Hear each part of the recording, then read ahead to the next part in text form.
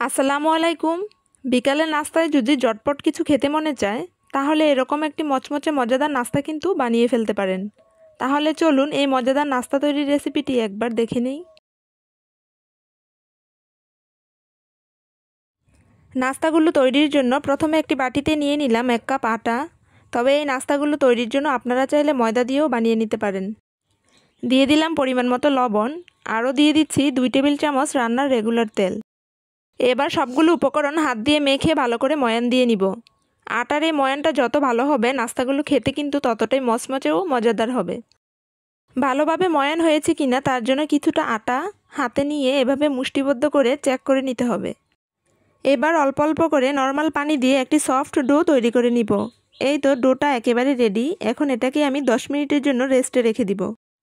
অন্যদিকে একটি বাটিতে 5 থেকে 6টি সেদ্ধ করা আলু নিয়েছি। এবার এগুলোকে একটি কাঁটা চামচের সাহায্যে ভালো করে ম্যাশ করে নিব।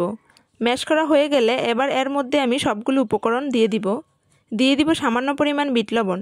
আর এই বিট লবণটা দেওয়ার ফলে নাস্তাগুলোর টেস্ট দ্বিগুণ হয়ে যাবে।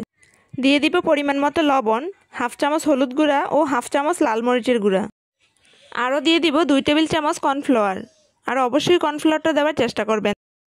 নাস্তাগুলোকে অনেক বেশি টেস্টি করার জন্য এখানে আরও দিয়ে দিব আমি 1 প্যাকেট স্বাদ মশলা। সবগুলো উপকরণ এবার হাত দিয়ে ভালো করে মেখে মিশিয়ে নিব। এদিকে আটার ডোটাকে 10 মিনিট রেস্টে রাখা হয়ে গেছে। এবার এই ডো থেকে কিছুটা ডো নিয়ে একটি বড় সাইজের রুটি বেলে নিব। রুটিটা বেলে নেওয়া হয়ে গেছে। এবার এই রুটির মাঝ বরাবর একটি এরকম গোল বাটি বসিয়ে দিব। এ পর্যায়ে আগে থেকে তৈরি করে রাখা সেই আলুর পুর এবার সম্পূর্ণ রুটির সাইডে দিয়ে রুটিটাকে আমি কভার করে নিব। যখন সম্পূর্ণ রুটিটা দেওয়া হয়ে যাবে তখন একটি ছুরি দিয়ে আমি রুটিটাকে সমান ভাগে ভাগ করে নিব। তো আশা করি আপনারা ভিডিওটা দেখে বুঝে নেবেন যে কীভাবে আমি রুটিটাকে কেটে নিচ্ছি।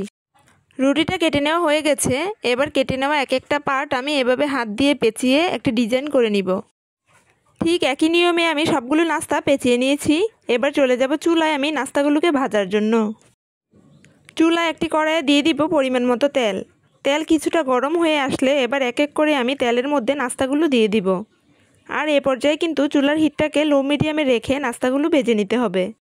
নাস্তাগুলো যখন ব্রাউন কালার হয়ে আসবে তখন ছাঁকনি দিয়ে ছেঁকে আমি নাস্তাগুলোকে তেল থেকে উঠিয়ে নিব। এভাবেই আমি সবগুলো নাস্তা ভেজে নিয়েছি।